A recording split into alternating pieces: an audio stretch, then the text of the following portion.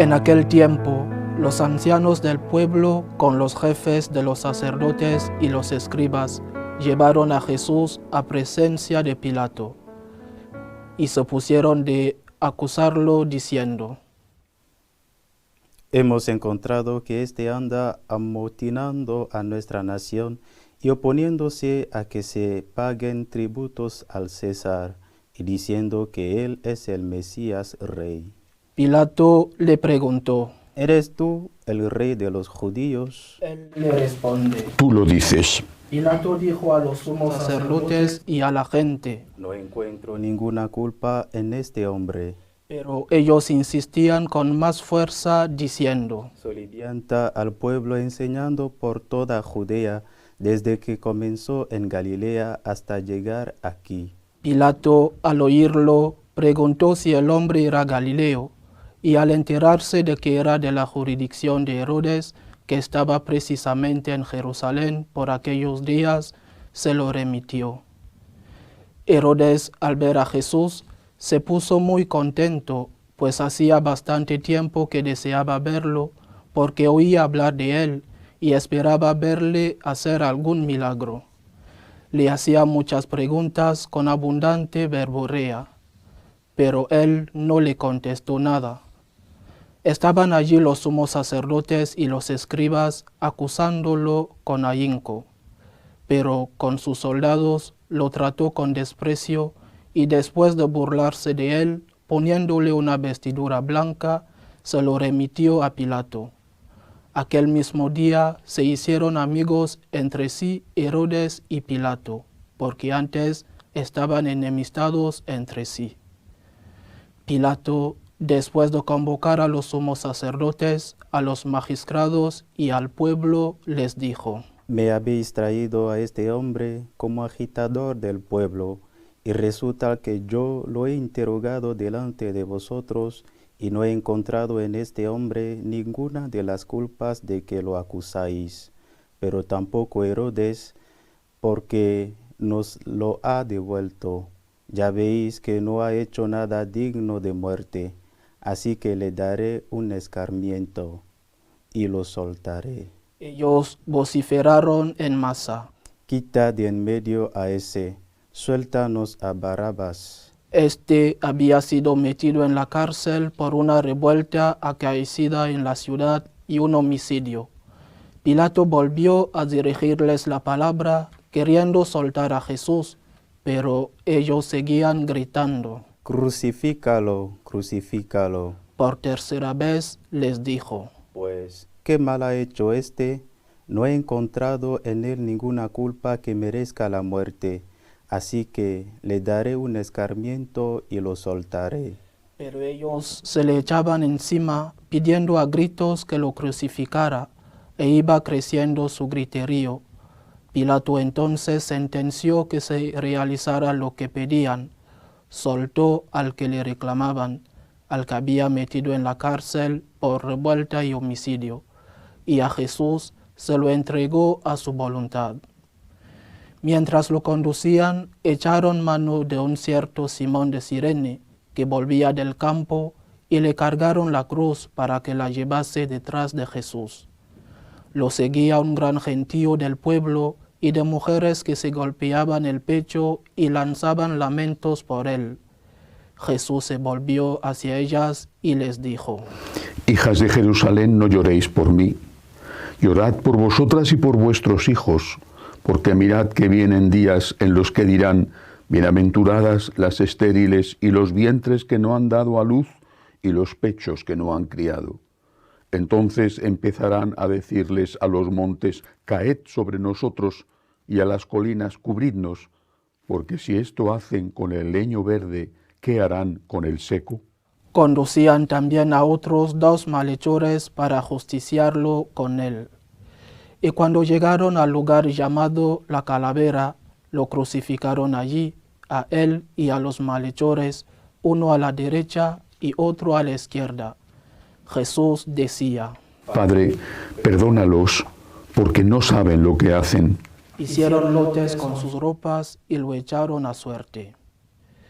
El pueblo estaba mirando, pero los magistrados le hacían muecas diciendo: A otros ha salvado, que se salve a sí mismo si él es el Mesías de Dios, el elegido.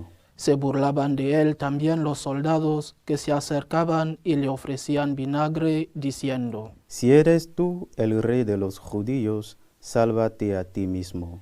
Había también por encima de él un letrero: Este es el rey de los judíos.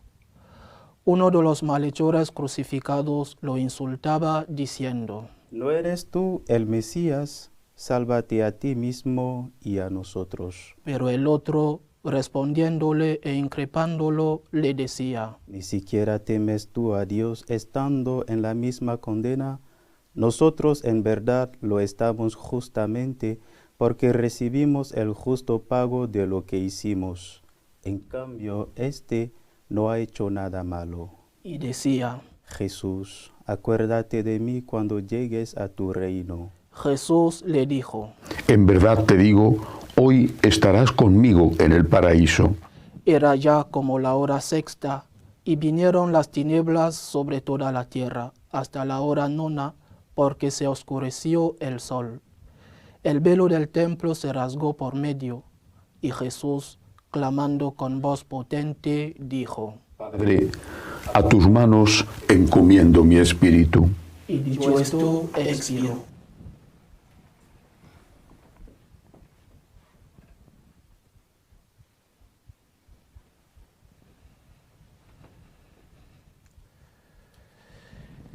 El centurión, al ver lo ocurrido, daba gloria a Dios, diciendo: Realmente este hombre era justo.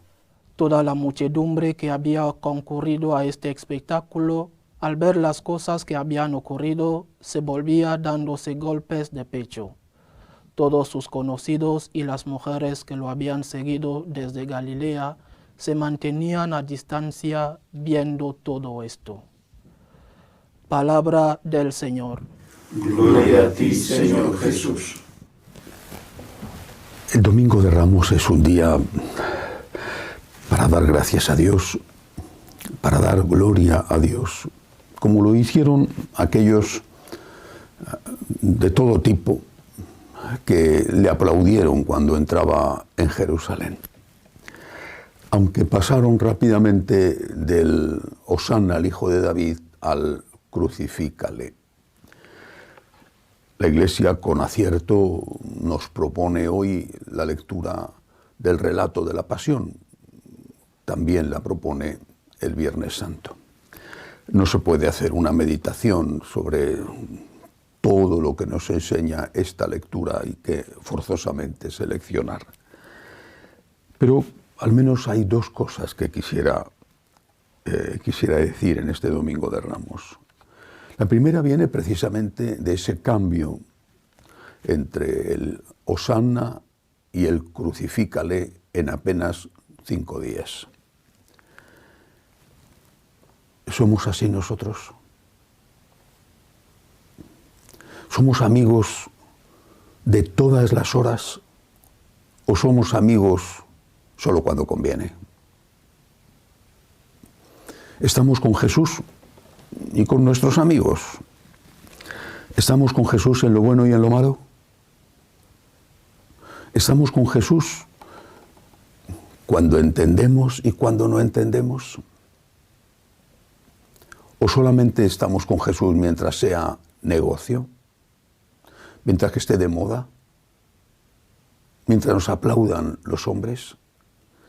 Mientras la mayoría salga a la calle a decir Hosanna al Hijo de David, pero cuando la mayoría se aleja, nosotros, ¿qué hacemos? ¿Nos vamos con esa mayoría o seguimos al lado de Cristo?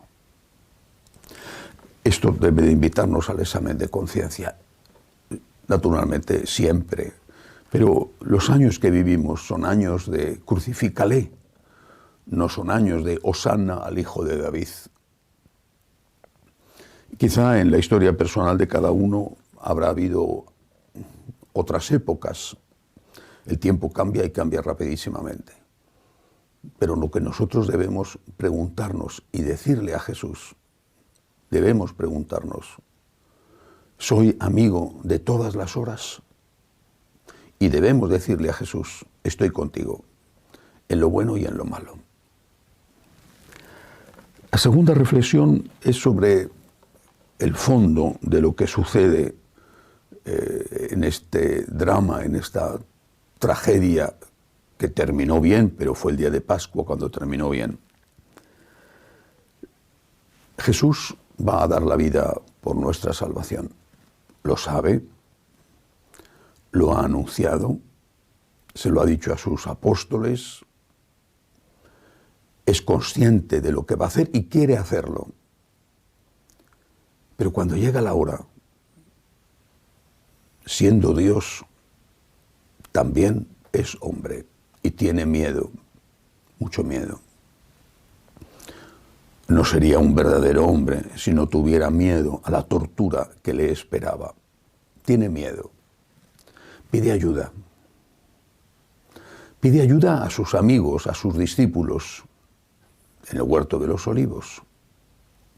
Pide ayuda también a su padre.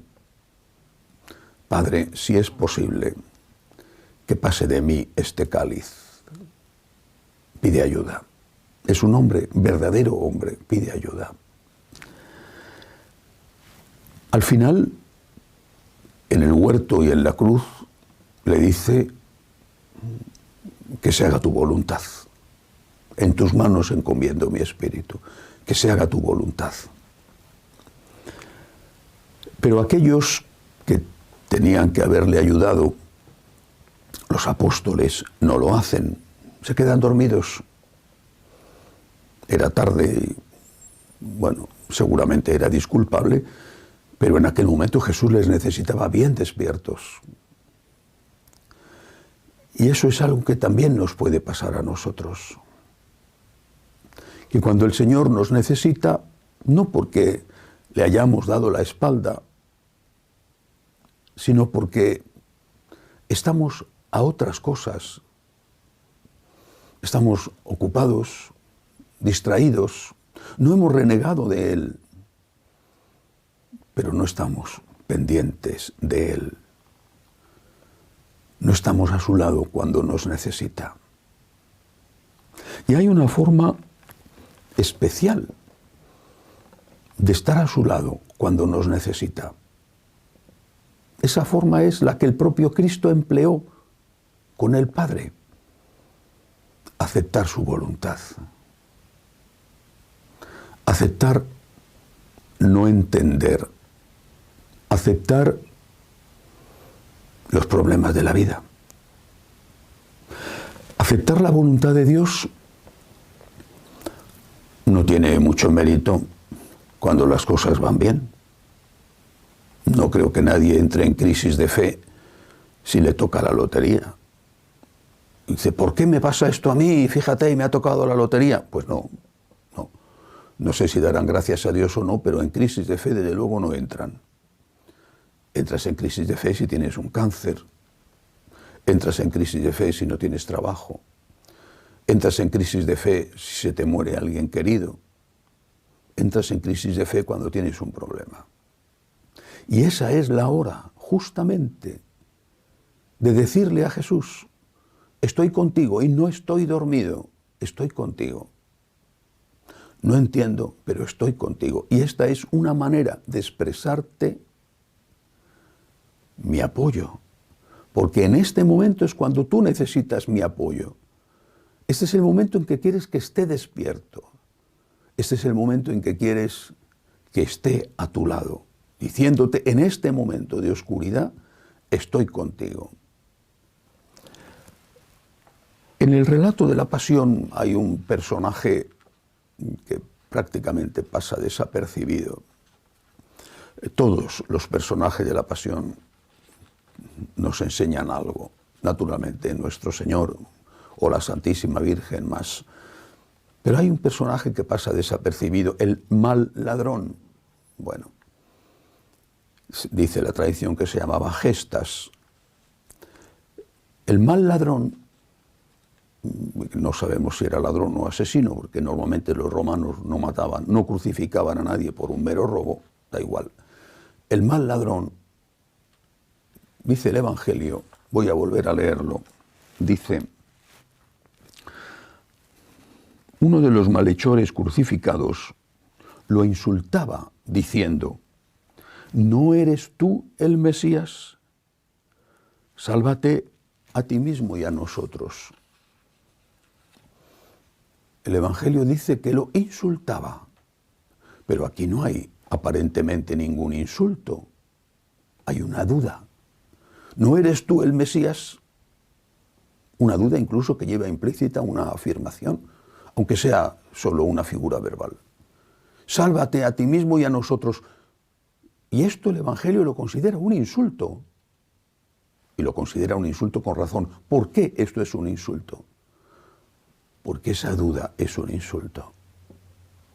Y el otro, el buen ladrón, el primer santo canonizado, aún en vida y por el propio Cristo, defiende a nuestro Señor y le dice: no tienes miedo a Dios, ni siquiera estando en el mismo suplicio. Confiesa la divinidad de Jesús. Está sufriendo como el otro, los dos igual. Uno confiesa y el otro duda, y en la duda hay una negación, y en la negación hay una burla. Cada vez que nosotros dudamos, o peor aún, cada vez que nosotros negamos,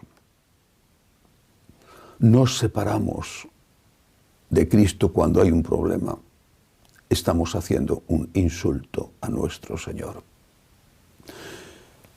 Es que no ha dado pruebas suficientes para que confiemos en Él. La duda es una falta de confianza y eso es un insulto. No ha dado pruebas suficientes en la vida de cada uno de nosotros para que cada vez que algo no lo entendamos, no le digamos: me abandono en ti, confío en ti, no entiendo, pero me abandono, confío. Eso fue lo que hizo Jesús con el Padre. Expresa su petición: si es posible que pase de mí este cáliz. Tiene dudas: Señor, ¿por qué me has abandonado? Pero confía, en tus manos encomiendo mi espíritu. Hubiera sido un insulto si no hubiera terminado sus días en la tierra abandonándose en el Padre. Es un insulto, es una ofensa para el Señor no confiar en Él. No confiar cuando hay que confiar. Insisto, no cuando te toca la lotería, sino cuando tienes un problema. Ha hecho más de lo que debía para ganarse nuestra confianza. Basta con recordar cada uno su vida personal y sobre todo ha muerto en la cruz. Dudar de su amor. Cuando no entendemos el por qué nos pasa lo que nos pasa, dudar de su amor es un insulto. Negar que nos ama y alejarnos de Él es un insulto que Él no merece.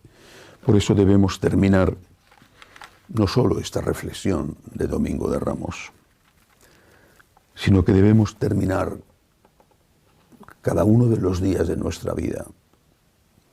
Y debemos terminar nuestra vida diciendo siempre esto: en tus manos encomiendo mi espíritu.